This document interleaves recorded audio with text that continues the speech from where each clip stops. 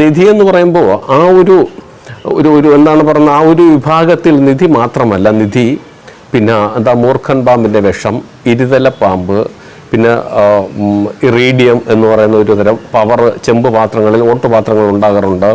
ഇങ്ങനെ ഒരുപാട് കാര്യങ്ങളുമായിട്ട് ഇതിൻ്റെ പിന്നെ എന്താണ് ബ്രിട്ടീഷ് കാലത്തെ നോട്ട്, നാണയങ്ങൾ, റാന്തൽ. ഇതെനിക്ക് ഇത്രയും വ്യക്തമായിട്ട് അറിയാവുന്നുള്ള കാര്യം, ഇതുപോലുള്ള ഒരുപാട് വലംപിരി ശംഖ്, ഇങ്ങനെ ആൾക്കാർ ഇതിൻ്റെ പുറകെ പോയി ഇതിൻ്റെ പേരിൽ ഒരുപാട് സാമ്പത്തികം തട്ടിയെടുക്കുന്നവരെ എനിക്ക് നന്നായിട്ട് അറിയാം.